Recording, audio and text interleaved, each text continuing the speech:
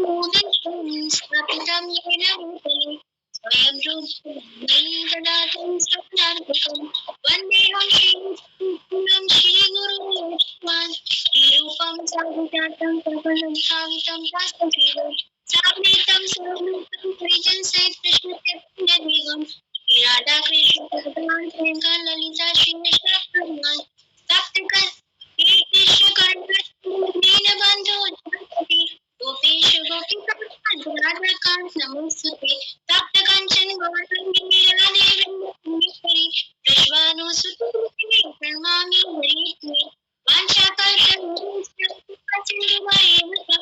पितानां वामदेभ्यो वैष्णवेभ्यो नमो नमः जय श्री कृष्ण चैतन्य प्रभु नित्यानंद श्री अद्वैत गदाधर श्रीवासादि गौर भक्तवृंद हरे कृष्ण कृष्ण कृष्ण हरे हरे राम राम राम हरे हरे नमो शिवाय कृष्णाय भूतले श्रीमते भक्ति वेदांत स्वामी इति नामिने नमस्ते सरस्वती देवे गौरवाणी प्रचारिणे निर्विशेष शून्यवादी पाश्चात्य देशतारिणे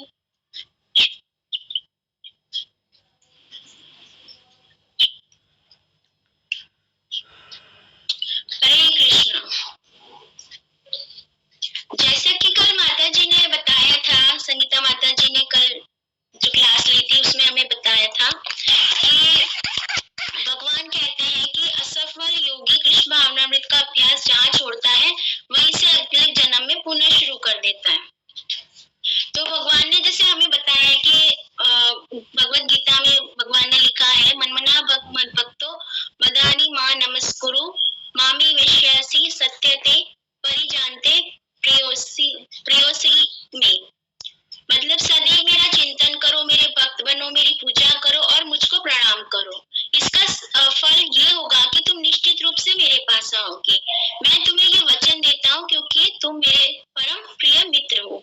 मतलब भगवान ने हमें ये समझाया है कि अगर हम भगवान की शुद्ध भक्ति करते हैं और पूर्ण रूप से उनके आश्रित रहते हैं, उनकी शरणागति लेते हैं, तो हमें किसी चीज की चिंता करने की जरूरत है ही नहीं। फिर भगवान सब चीज का, हमारे जीवन का भार स्वयं ले लेते हैं। उसी तरह जैसे आज की क्लास में हम ये बताएंगे, जैसे जब हम कृष्ण के पास जाने की सोचते हैं तो हम ये नहीं सोचना चाहिए कि हम किसी शून्य निर्वेश उज्जवल प्रकाश के समक्ष खड़े हो जाएंगे। कृष्ण अर्थात भगवान एक व्यक्ति है, जिस प्रकार हम भी व्यक्ति हैं। भौतिक दृष्टि से हम समझ सकते हैं कि हमारे पिता एक व्यक्ति हैं और उनके पिता भी एक व्यक्ति हैं और उनके पिता भी व्यक्ति हैं। इसी तरह परम पिता तक पहुंचेंगे तभी वे भी व्यक्ति ही होंगे। इसे समझना कठिन नहीं है और ये ध्यान देने की बात है कि भगवान को न केवल वेदों में अपितु बाइबल, कुरान, अन्य शास्त्रों में भी परम पिता कहा गया है।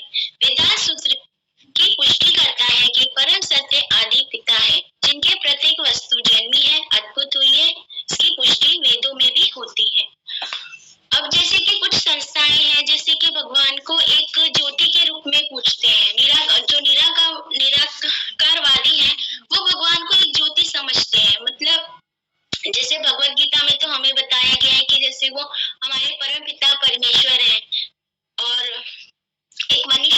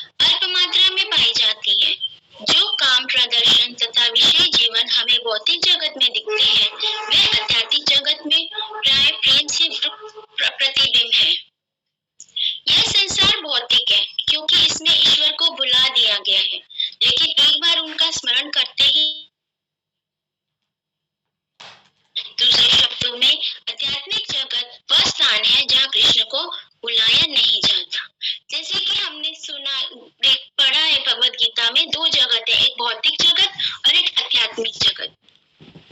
भगवान जो आध्यात्मिक जगत है का जो विकृत प्रतिबिंब है उसको भौतिक जगत माना गया है। मतलब कि जो आध्यात्मिक जगत में चीजें हैं वही भौतिक जगत में चीजें हैं, पर उनमें फर्क है। जैसे कि जो आध्यात्मिक जगत है वहाँ पे हर चीज चिन्मय है और वहाँ आनंद, बुद्धिवर्धन, प्रेम है लोगों में, भगवान के प्रति श्रद्धा है, प्रेम है। वहाँ के जो जीव है, वस्तु है, वो सब भगवान की सेवा में निरंतर लगी रहते हैं। और भौतिक जगत में भौतिक जगत एक टेम्पररी वर्ल्ड है, मतलब यहाँ कुछ भी स्थायी नहीं है, सब कुछ समाप्त होने के लिए है। प्रभु जी सॉरी, मेरे को वर्ड्स इतने आते नहीं है।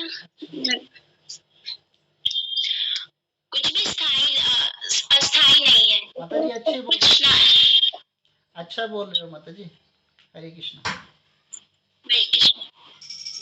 सब कुछ समाप्त होने के लिए, इसलिए भगवान कहते हैं कि जो ये भौतिक जगत है ये आध्यात्मिक जगत का विकृत प्रतिबिंब है। आध्यात्मिक जगत वह स्थान है जहाँ कृष्ण को बुलाया नहीं जाता, वहाँ हर चीज कृष्णमय है। और एक बार आध्यात्मिक जगत, जैसे अगर हम भौतिक जगत में रह के भी पूर्ण कृष्णा भावनामृत हो जाते हैं, हर चीज में, अपनी हर वस्तु में, हर कार्य में अगर हम सेंटर ऑफ पॉइंट, अगर हम कृष्ण भगवान को रखते हैं, उनकी सेवा में, उनके ध्यान में रहते हैं, तो हम भी एक आध्यात्मिक जीवन जी रहे हैं और हमारा घर भी वृंदावन बन सकता है। अगर हम तुलसी सेवा कर रहे हैं, भगवान को भोग लगा रहे हैं, कीर्तन कर रहे हैं, अगर हम मतलब प्रभुपाद की बताए हुए हर नियमों का दृढ़ता से पालन कर रहे हैं, तो हम भी एक आध्यात्मिक जीवन जी रहे हैं, जिसके हमें निरंतर प्रयास करते रहने चाहिए। आध्यात्मिक जगत की यही परिभाषा वैदिक साहित्य में भी मिलती है। अतः हमें अपने जीवन को इस प्रकार योजनाबद्ध करना चाहिए कि हम क्षण भर भी कृष्ण को ना भूल सके। इस तरह कृष्ण की सेवा में लगे रहकर हम सदैव वैकुंठ तथा कृष्ण के धाम वृंदावन में ही रहेंगे। अभी हम अपनी दूषित चेतना के कारण इस संसार को भौतिकवादी तथा नरकीय स्थान में परिणित करते जा रहे हैं। चूंकि हम अपनी वैज्ञानिक स्थिति से अभिज्ञ हैं, हमने असंख्य समस्याएं खड़ी कर ली हैं। जिस प्रकार स्वप्न में हम अनेक समस्याएं उत्पन्न कर लेते हैं, लेकिन वास्तव में समस्या है ही नहीं। हो सकता है कि मैं स्वप्न में देखूं कि मैं भीषण तूफान में फंसा हूँ, या कोई मेरा पीछा कर रहा है, अथवा कोई मेरा धन चुरा रहा है, या कोई शेर खाए जा रहा है, लेकिन वास्तव में ये सब मेरे मन की सृष्टियां हैं। असंगो है पुरुष इति श्रुति। वे कहते हैं कि पुरुष इन समस्त स्वप्न भौतिक कार्यकल्पों का कोई संबंध नहीं है। जैसे कि हम लोग मानते हैं, जैसे जब हम भगवान से नहीं जुड़े थे तो हम सपनों को बहुत ज्यादा वैल्यूज देते थे। अगर हम सपने में कुछ बुरा देखते थे तो हम डर जाते थे कि हमारे साथ कुछ बुरा होगा या कुछ अनिष्ट होने वाला है। लेकिन जब जैसे हम अध्यात्म में जुड़ गए हैं तो अब हमें पता चलता है कि जो स्वप्न होते हैं वो हमारे इल्यूजन्स होते हैं। मतलब जो हम सोचते हैं वही हमें स्वप्न में दिखाई देता है, चाहे वो अच्छा हो या बुरा हो। तो मैंने अभी जैसे एक वीडियो में देखा था, जिस प्रभुपाद जी बता रहे थे कि जैसे स्वप्न भी हमें अपने गुणों के हिसाब से आते हैं। जैसे उस टाइम पे अगर सोने के टाइम पे, या हम लोग जो हमारा सूक्ष्म शरीर है जो जिस गुण में होता है, सत्वगुण, रजोगुण या तमोगुण में, उसी हिसाब से हमें स्वप्न भी दिखाई देते हैं। तो उनका कोई मतलब या उनका कुछ अस्तित्व होता नहीं है। इसलिए हमें स्वप्न को महत्व ना देते हुए भगवान को महत्व देना चाहिए। वेद कहते हैं कि पुरुष का इन समस्त स्वप्न भौतिक कार्यकल्पों से कोई संबंध नहीं है। अतः हमें इस स्वप्न अवस्था से जागने के लिए इस कृष्ण भावना में विधि में लग जाना चाहिए। अब जैसे भगवान यहाँ पे बताया, प्रभुपाद जी ने बताया कि हम लोग संकट से घिरे रहते हैं भौतिक जगत में, तो वो संकट हम खुद ही खड़े कर लेते हैं अपने लिए, समस्याएं हम खुद ही खड़ी कर लेते हैं। जैसे कि अगर हम कुछ नई गाड़ी लेते हैं या कुछ नया घर लेते हैं, तो हमें उसकी समस्या ये होती है कि हमें उसको बहुत ज्यादा मेंटेन करना है, उस पर उसको किसी तरह का नुकसान ना हो, उसके लिए हमें चिंता रहती है कि क्या वो गाड़ी है तो कोई चोरी ना हो जाए, अगर वो खड़ी खड़ी खराब ना हो जाए। तो ऐसे बहुत सी चीजें हैं। अब जैसे मोबाइल फोन है, हमें पता है कि वो हमारे लिए अच्छी चीज नहीं है, लेकिन हम उसको लेते हैं और हमें पता है उससे हमें बहुत सारी बीमारियां भी हो जाती है। लेकिन अगर हम उससे जैसे भगवान का, जैसे अब हम क्लास ले रहे हैं या कोई भगवान प्रभु जी की लेक्चर सुन रहे हैं, क्लासेस सुन रहे हैं, तो वो हमारे लिए अच्छा है। लेकिन अगर इसी फोन से हम कुछ गलत चीजें देखते हैं या भौतिकवादी चीजें देखते हैं, तो वो हमारे लिए नुकसानदायक है। ऐसे ही बहुत सारी चीजें हैं जो हम अपने लिए खुद ही करते हैं, जो हमारे लिए फलदायी नहीं होती। समस्त सकाम कर्मियों, ज्ञानियों तथा योगियों से भी बढ़कर भक्त अर्थात कृष्ण के भक्त हैं। एक भक्त पूर्ण रूप से शांत हो सकता है, किंतु अन्य लोग नहीं हो सकते, क्योंकि जिसमें शुद्ध प्रेम होता है, ऐसे भक्त के अतिरिक्त अन्य सब में कामना होती है। शुद्ध भक्त कामना रहित होता है, क्योंकि वह कृष्ण की सेवा करने से ही सुखी रहता है। वह यह भी नहीं जानता या परवाह नहीं करता कि कृष्ण ईश्वर है या नहीं। वह तो कृष्ण से केवल प्रेम करना चाहता है, ना ही उसे इसकी परवाह रहती है कि कृष्ण सर्वशक्तिमान है या कि वह सर्वव्यापी है। वृंदावन के गोप तथा गोपियां ये नहीं जानते थे कि कृष्ण ईश्वर है या नहीं, वे तो उनसे प्रेम मात्र करते थे। यद्यपि वे वेदांती, योगी या कर्मी नहीं थे, फिर भी वे सुखी थे, क्योंकि वे भोले भाले ग्रामीण बालक तथा बालिकाएं थे जो कृष्ण का दर्शन करना चाहते थे।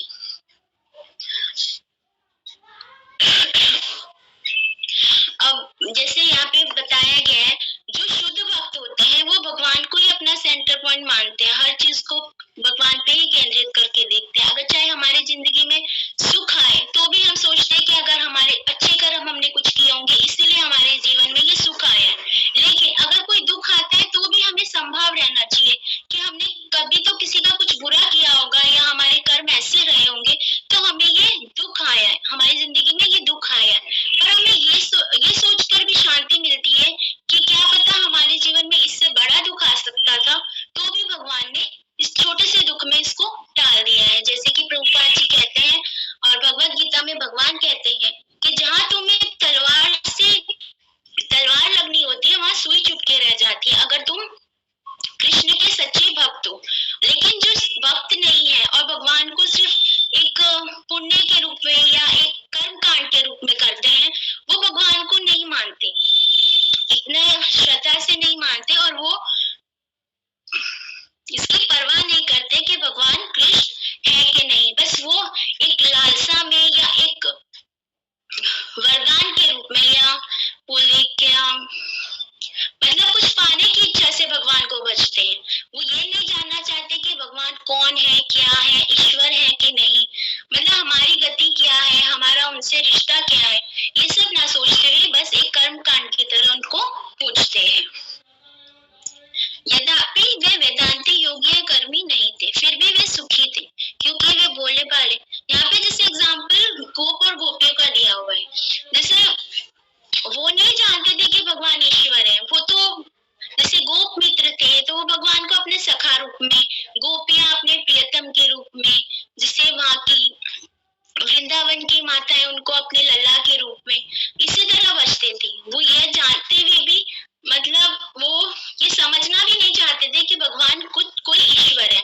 उनके सामने भगवान ने कहीं लीला, कहीं बड़े बड़े असुरों को मारा, छोटी सी उम्र में कई बड़े असुरों को मारा, तभी वो ये मानने को तैयार नहीं थे कि कृष्ण भगवान है। वो तो उन्हें उनकी लीलाएं समझते थे, लेकिन वो उनको भगवान रूप में मानने को तैयार नहीं थे। जैसे यशोदा मैया, जैसे सुदामा प्रभु जी ने बताया था कि भगवान ने उनको मुख खोला तो पूरा ब्रह्मांड के दर्शन कराए, फिर भी यशोदा मैया ये मानने को तैयार नहीं थी कि भगवान को ईश्वर या परमेश्वर है। वो उन्हें अपना लल्ला ही मानती थी और उसी तरह उनसे वात्सल्य का व्यवहार करती थी। जो कृष्ण का दर्शन करना चाहते हैं वे अत्यंत उन्नत अवस्था है, जिससे कहा गया है सर्वोपरि विनिमुक्तम तत्प्रवृम निर्मलम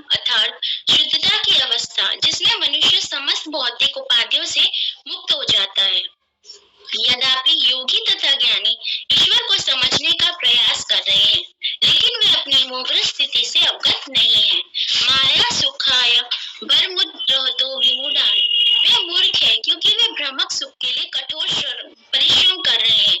उनके लिए शांति का प्रश्न ही नहीं होता। यानी इस भौतिक जगत के कठिन श्रम से छुटकारा पाने की इच्छा से वे भौतिक जगत को त्याग देते हैं। ब्रह्म सत्य जगत मिथ्या, उनकी स्थिति कर्मियों से कुछ उच्च है क्योंकि कर्मियों तो इस भौतिक जगत को ही सब कुछ मान लिया है। वे कहते हैं कि हम यहीं सुखी होंगे और उनका घर इस भौतिक संसार में ही शांतिपूर्ण वातावरण तैयार करना होता है। ये मूर्ख ये नहीं जानते कि इसके लिए लाखों वर्षों से प्रयास चल रहा है, किंतु ऐसा कभी हुआ है ना कभी होगा। भला इस भौतिक जगत में शांति की स्थापना करना किस तरह संभव हो सकता है जब स्वयं सृष्टा कृष्ण कहते हैं कि यह स्थान दुखों तथा कष्टों के लिए बना है। भगवद गीता में भगवान बताते हैं कि हमारा असली घर यह नहीं है, भौतिक जगत नहीं है। हमारा असली घर कहाँ है?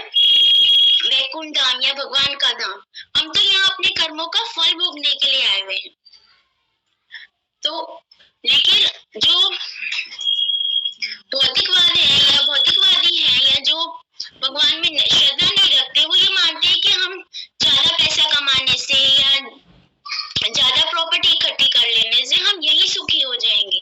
पर वो ये नहीं जानते कि जो भी चीज हमने कमाई है वो सब अशाश्वत है, मतलब वो स्थायी नहीं है, वो वक्त के साथ खत्म हो जाएगी। असली सुख तो भगवान के चरणों में ही है।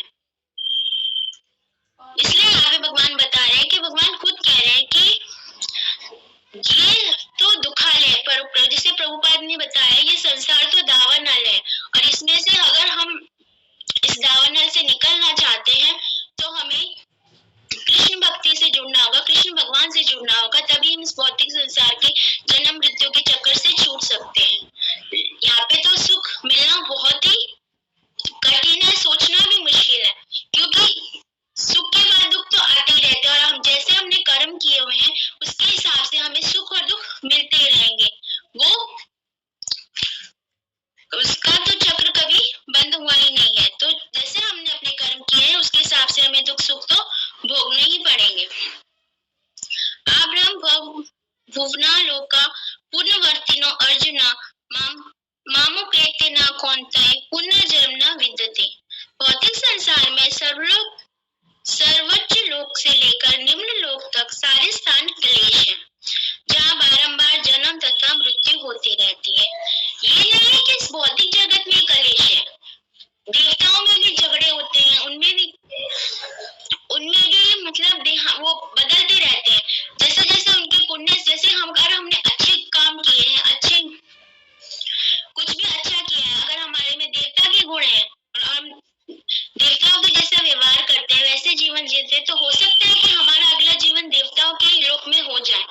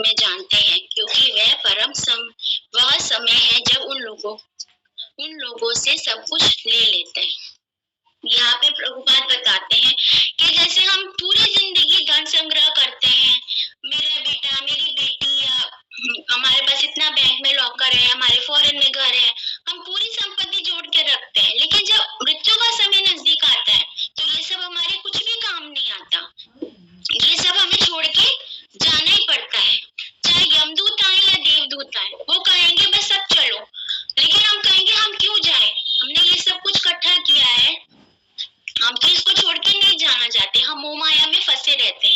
लेकिन जब अंत समय आता है तो ये सब कुछ हमें तज के यहाँ से जाना ही पड़ता है। उसी समय हमें भगवान याद आते हैं।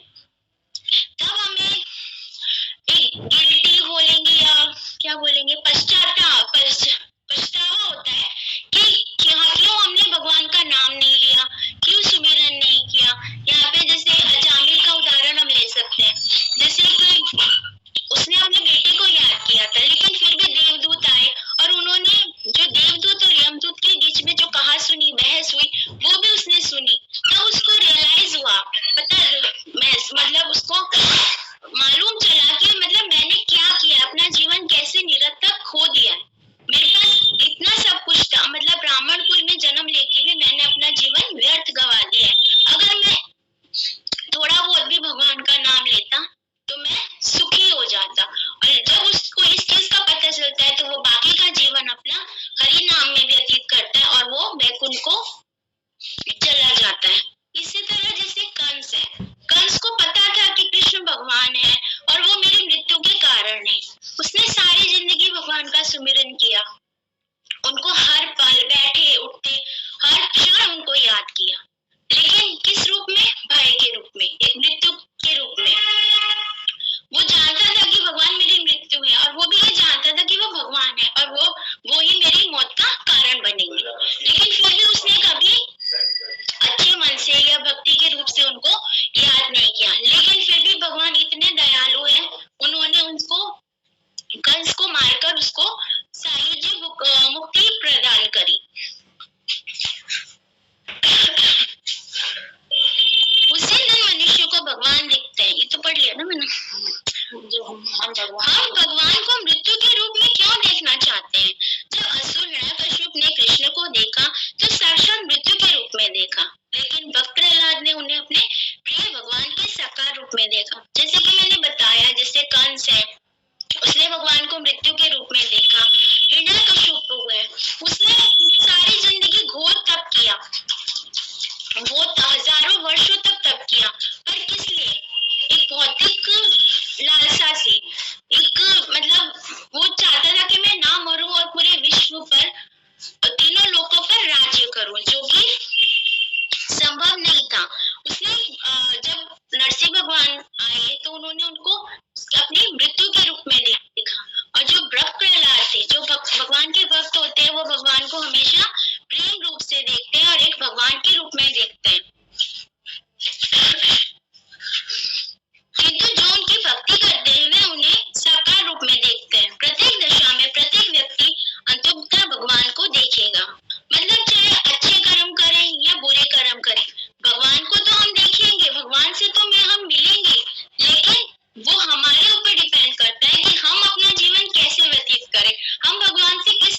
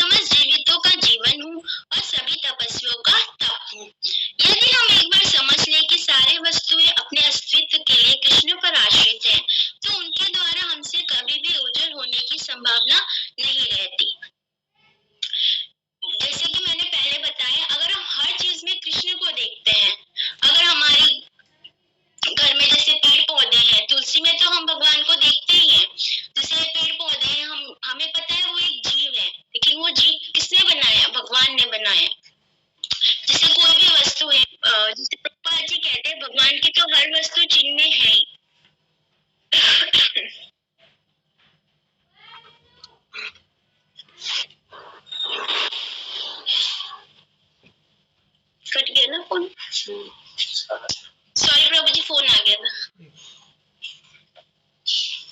यदि हम एक बार समझ लें कि सारी वस्तुएं अस्तित्व कृष्ण पर आश्रित है, तो हम उनके द्वारा हमसे कोई भी ओझल होने की संभावना नहीं रह जाती। अगर हम हर चीज में कृष्ण के दर्शन करते हैं, पानी का स्वाद हो, भोजन का स्वाद हो, या फूलों की सुगंध हो,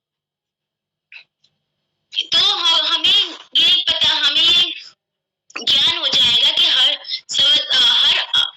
वस्तु में भगवान अंश रूप में विद्यमान है। अतः घोरिणी भूतानि सर्वणि पदाराय अहं कृत्स्नस्य जगत प्रभव प्रलयस्तथा मत परम न्यत किशिदस्ति धनंजय मयि सर्वमिदं प्रोतं सूत्रे महिगणा इव। इस संसार में जो भी भौतिक या आध्यात्मिक है, वे निश्चित जान लो कि मैं ही उनका उद्भव तथा प्रलय हूँ। हे धनंजय अर्जुन, मुझसे श्रेष्ठ कोई सत्य नहीं है। प्रत्येक वस्तु मुझ पर आश्रित है, जिस तरह मोती धागे पर आश्रित होता है। कृष्ण को सरलता से देखा जा सकता है, किंतु वह उन्हीं को दिखते हैं जो उनके भक्त हैं। जो द्वेषी है, मूर्ख है या बुद्धिहीन है, उनके लिए वे अपने आप को माया के पर्दे से छिपा लेते हैं। यहाँ पर एग्जाम्पल हम ले सकते हैं, जैसे कि कृष्ण भगवान है। महाभारत में जब कृष्ण भगवान संधि के लिए गए थे, तो एक उसको क्या बोलते हैं, जो दूध जाते हैं ना, मतलब लड़ाई ना हो, उसको क्या बोलते हैं, शांति दूत। हाँ, शांति दूत बनकर गए थे। तो उन्होंने ये विचार किया था कि मतलब पांडवों को कुछ नहीं चाहिए, अगर आप उन्हें 5 गांव दे देंगे तो भी युद्ध टल सकता है। लेकिन जो धृतराष्ट्र है, दुर्योधन है, जो पांडवों के मतलब हितकारी नहीं थे, उन्होंने इस प्रस्ताव को अस्वीकार कर दिया। और दुर्योधन ने क्रोधित होकर भगवान को बंदी बनाने का आदेश दे दिया, क्योंकि वह जानता नहीं था कि भगवान कृष्ण भगवान है, और वो बस यही मानता था कि वो एक मायावी है। तब भगवान ने जब विराट रूप दिखाया, तो उसके दर्शन खाली भीष्म पितामह कर पाए, विदुर कर पाए, क्योंकि वो उनके एक सच्चे भक्त थे। तो भगवान यहाँ पे यही कह रहे हैं कि भगवान के दर्शन वो ही कर सकता है जो उनका शुद्ध भक्त होता है। बाकी लोगों के लिए भगवान उनको खुद को अपनी माया से ढक लेते हैं। मैं कभी मूर्ख तथा बुद्धिहीन के सामने प्रकट नहीं होता। उनके लिए मैं अपनी नित्य सृजनशील शक्ति माया से प्रसन्न रहता हूँ। इस प्रकार मोहित जगत मुझ अजन्मे तथा अविनाशी को नहीं जानता। भगवद गीता 7.25। ये नित्य सृजनशील शक्ति या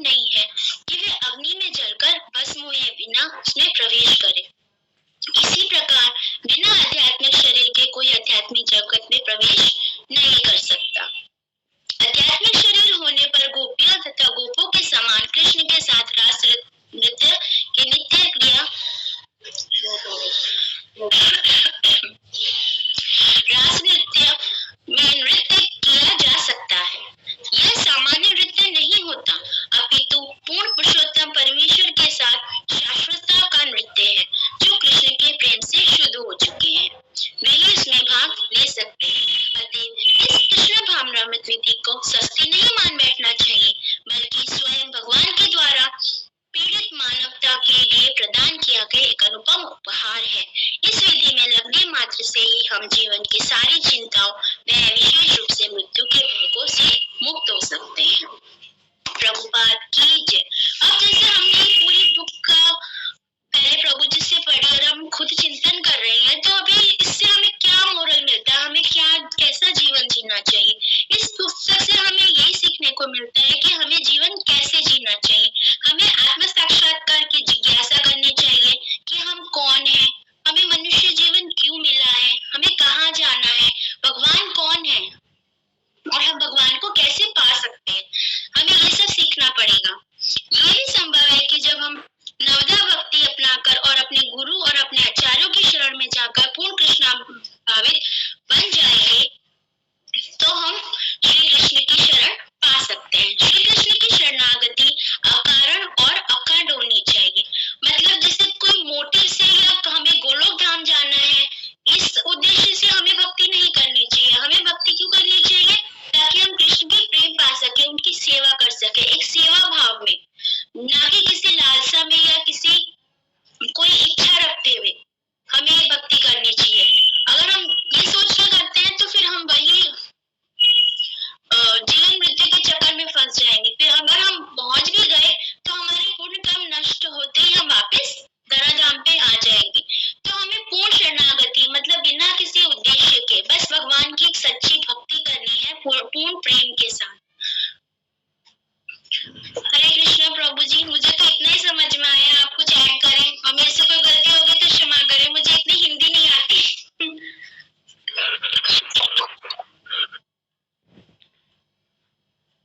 हरे कृष्णा माता जी। माता जी तो आप सर्वोपरि हैं माता जी, इतना सुंदर आपने लेक्चर दिया, पता नहीं कहाँ कहाँ से दिमाग से कोट निकल रहे हैं। यहाँ पे उदाहरण एक ही पुस्तक में लिखा हुआ है, लेकिन वहाँ पर आप 4-5 उदाहरण दे रहे हैं एक साथ। तो ये तो एक शुद्ध भक्त और एक ज्ञानी भक्त की पहचान है माता जी। माता जी वो बताना मैंने थोड़ा मिस कर दिया। श्री कृष्ण की शरणागति अकारण और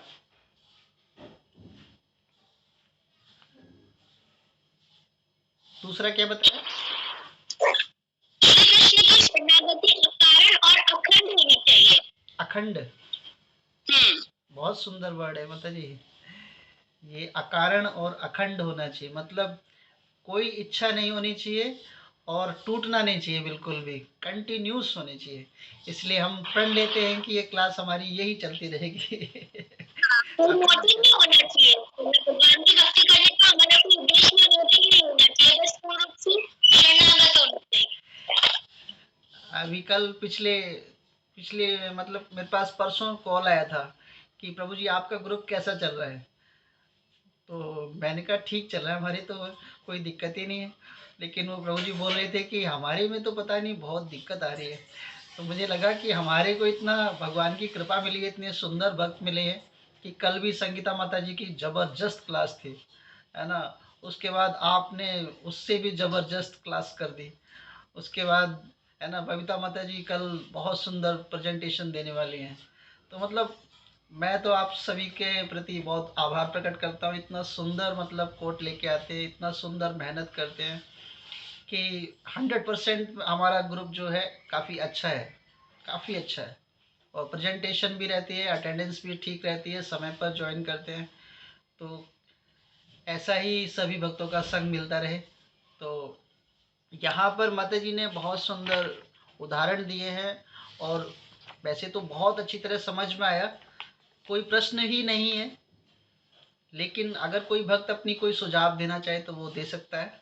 एक सुझाव मेरे को आया है उसमें कि जैसे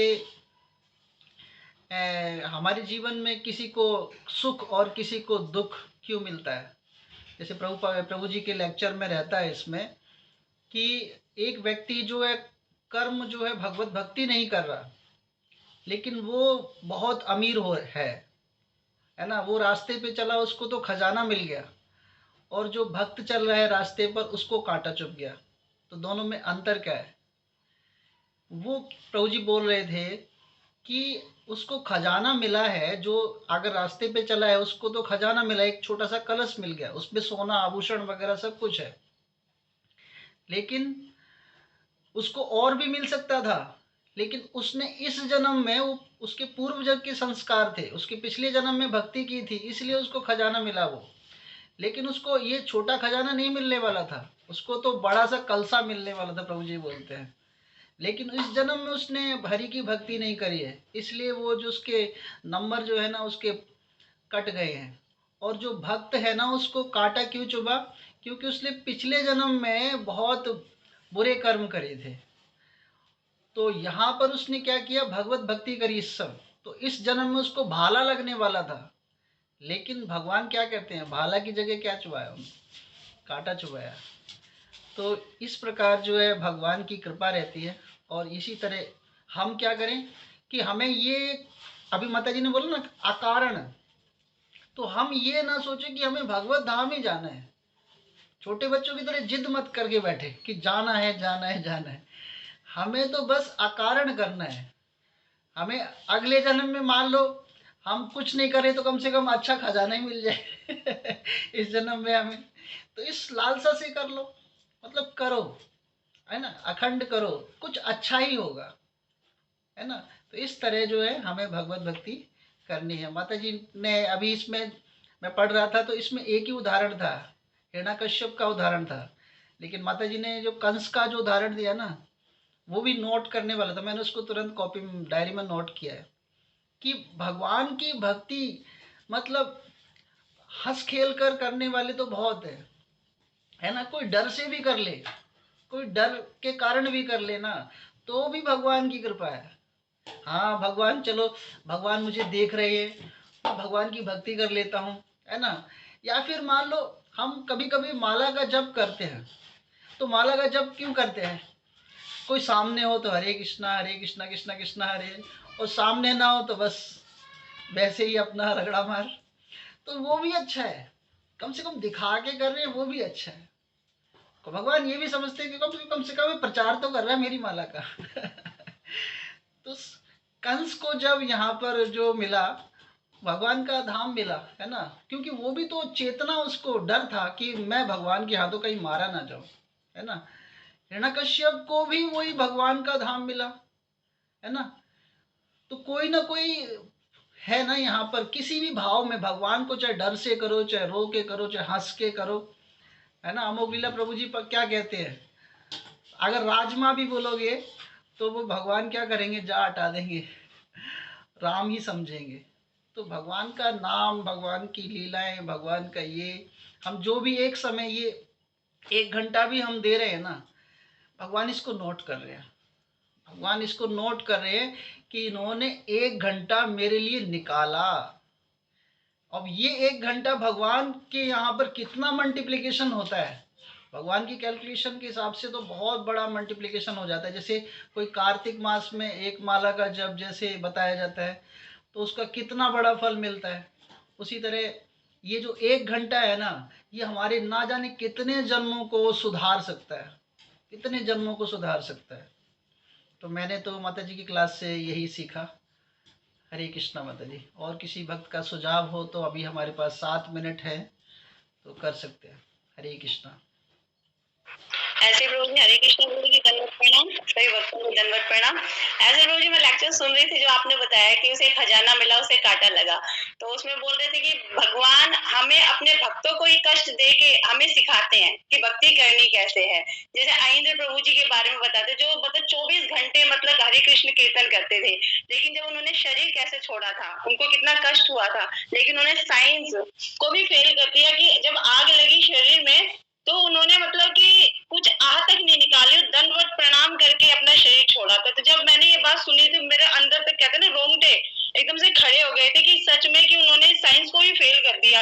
तो भक्ति इस प्रकार से होनी चाहिए। हम तो जैसे जरा सा चोट लगता, भगवान क्या कर दिया आपने, जबकि हमें सोचा हमें जो कष्ट मिला उसका बड़ा भी हो सकता था। जैसे कि माता जी में सुई लगी तो तलवार भी लग सकती थी। अब जिसे भगवान कहते भी है कि दुख में हम भगवान को जिस भाव से याद करते हैं ना, वो सुख में नहीं कर पाते। जैसे कई लोग होते कहते हैं हम तो हर समय भगवान को याद करते हैं, सुख में याद करते हैं, पर सुख और दुख का भाव बहुत अलग होता है। जैसे कुंती महारानी, अभी जैसे मैं भागवतम पढ़ रही हूँ, कुंती माता की प्रार्थना है, वो कह रहे हैं कि प्रभु आप हमें हमेशा कष्ट दो ताकि मैं आपको हमेशा ही याद करती रहूं। और कई लोग तो ये भी बोल देते हैं कि पांडवों के साथ तो कृष्ण थे तो भी उन्हें कष्ट मिला। तो यहाँ पे समझने की बात है कि हमें सिखाने के लिए भगवान अपने भक्तों को चुनते हैं। और जहाँ आपने बोला धन मिला, तो धन हमें बंधन में ही बांधता है। अगर धन हमें मिला है तो उसके बाद हमें बंधन ही मिलना, उसके भक्ति तो मुश्किल ही बात है। लेकिन बंधन मिलने से पहले, धन मिलने से पहले अगर हमें भक्ति मिल जाती है तो हमें पता चलता है कि इस धन का इस्तेमाल कैसे करना है।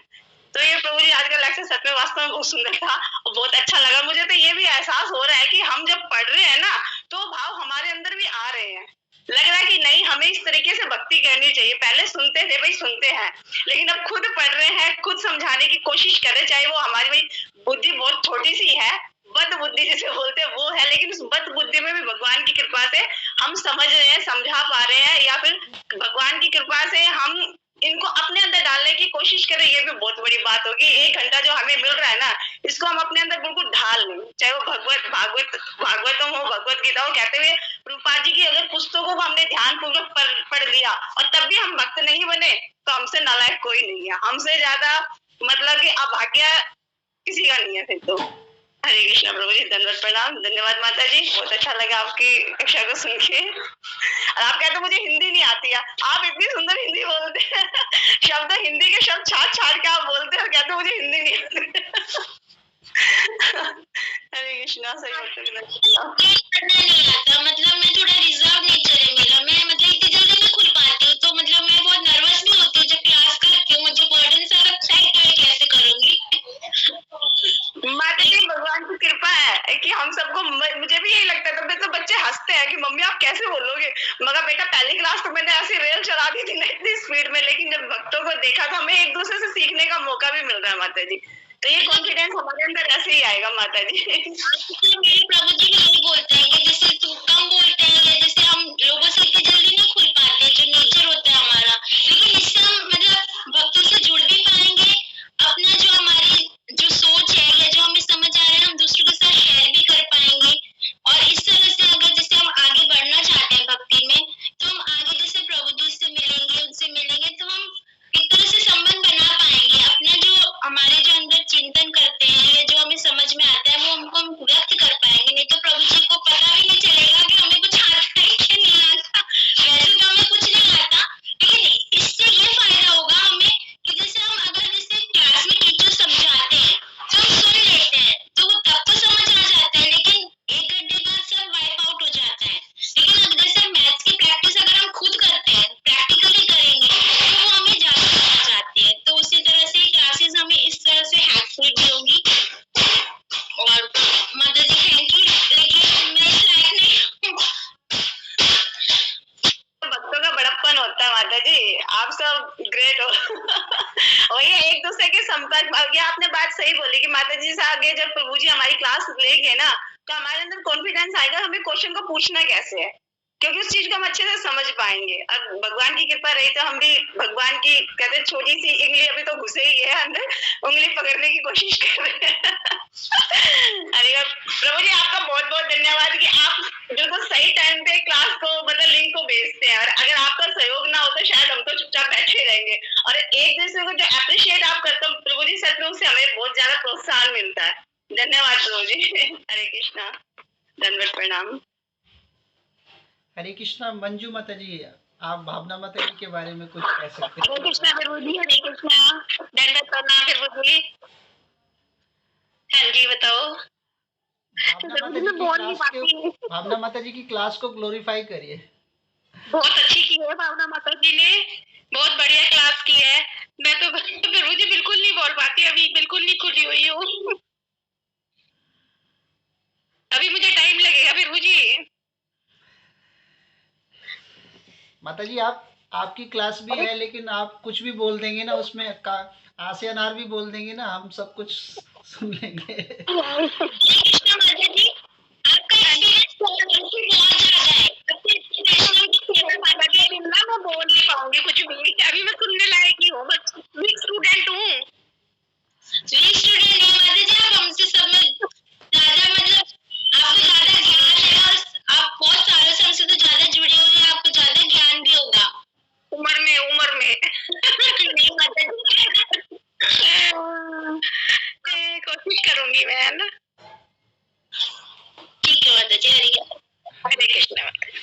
कृष्णा बबीता माता जी, हरे कृष्णा। माता जी कल समय परिवर्तन के लिए बोल रही थी, तो देखो यहाँ पर समय परिवर्तन तो हम कर सकते हैं, लेकिन वो एक के लिए सुविधा है और एक के लिए असुविधा है। हर समय जो है एक के लिए सुविधा है, और चाहे हम कितना भी समय परिवर्तन कर लें, यहाँ पे हमें क्या करना चाहिए, सेक्रीफाइस करना चाहिए। मतलब अगर हम सेक्रीफाइस करेंगे उस चीज़ को, क्या बोलते हैं हिंदी में उसको, तो फिर कहीं ना कहीं भगवान, हाँ हाँ, तो फिर कहीं ना कहीं भगवान जो है ना वहाँ पर समझते हैं कि ऐसी परिस्थिति में भी होते हुए, ऐसी सिचुएशन में होते हुए भी ये भक्त ना मेरी क्लास को ले रहा है, वो इम्पोर्टेंट है। सुविधाओं में तो सब अपना काम करते हैं, असुविधाओं में रहकर करके दिखाइए ना, तब भगवान कहते हैं कि ये है मेरा भक्त। असुविधा होते हुए भी फिर भी, है ना, जिसके पास अपार धन है वो तो डोनेशन देगा ही, लेकिन जिसके पास धन नहीं है, तो ऐसे भी हमारे इस टेम्पल में भक्त हैं जो लोन लेकर पेमेंट करते हैं, है ना, तो उसके लिए जो है ना भगवान की कृपा। तो इसलिए हमें ये शब्द सोचने चाहिए। और जैसे जैसे आपकी कल क्लास है, तो क्या समय आपको ठीक लगेगा, दिन का समय या रात्रि का समय, उस हिसाब से हम चल सकते हैं। हरे कृष्णा माता जी, बबीता माता जी। हरे कृष्णा प्रभु जी, दंडवत प्रणाम, और सभी माताओं को भी दंडवत प्रणाम। जैसा कि प्रभु जी सभी माताओं ने भी बोला ना कि हमारे लिए क्लास कितनी इम्पोर्टेंट है, और सभी माता इतना अच्छा बोल रही हैं, इतना अच्छा आगे बढ़ रही हैं। और माता जी ने जैसे आज क्लास किया, बहुत ही अच्छा क्लास था माता जी का। और सब अच्छा, तो प्रभु जी ऐसे हो रहा है ना कि जैसे जो क्लास को संभाल रहे हैं, हमारे मॉनिटर इतने अच्छे हैं, तो हमारी क्लास तो बाकी बहुत अच्छी होगी, उसमें तो कुछ है ही नहीं अलग से। और प्रभु जी जैसे अभी आपने बताया समय के लिए, तो प्रभु जी जैसा आप चाहें प्रभु जी समय रख सकते हैं, जैसे आपने बताया उसी तरह प्रभु जी मैं भी कॉम्प्रोमाइज करने की प्रभु जी कोशिश करूंगी। बस यही है प्रभु जी मेरे लिए थोड़ा सा कि मैं ना थोड़ा नींद के तमोगुण में जो बोलते ना, वो थोड़ा ज्यादा हूँ प्रभु जी, बहुत ज्यादा मेरे को नींद है ना घेर लेती है चारों तरफ से। तो उस टाइम मेरे को ना ऐसे लगता है कि ना सब क्लास सुन रहे और मैं सो जाऊंगी तो मैं क्लास मिस कर दूंगी, तो उस वजह से मैं ये बोल रही थी। तो कोशिश करूंगी प्रभु जी मैं, और भगवान से आप लोग भी मेरे लिए प्रार्थना करना कि मैं अच्छे से क्लास सुन पाऊं और कर पाऊं और ना सो पाऊं। धन्यवाद प्रभु जी, हरे कृष्णा। तो कल की क्लास जो है हमारी 10 से 11 बजे होगी, और माता जी ज़बरदस्त क्लास करने वाली हैं, तो इसलिए सभी भक्त समय पर ज्वाइन करें। और माता जी बहुत पुराने समय से जुड़ी हुई हैं, बहुत ही ज्ञान है माता जी को, क्योंकि प्रभु माता जी के साथ मैंने प्रभुपाद लीलामृत को पढ़ा है ना, तो माता जी प्रभुपाद लीलामृत को सब कुछ जानती हैं, बहुत गंभीर भक्त हैं। तो सभी भक्त माता जी की क्लास के लिए कल समय पर ज्वाइन करें, और माता जी बहुत सुंदर कोट लेकर प्रस्तुत होंगे। हरे कृष्णा, श्रील प्रभुपाद की जय। हरे कृष्णा प्रभु जी, दंडवत प्रणाम प्रभु जी, हरे कृष्णा। हरे कृष्णा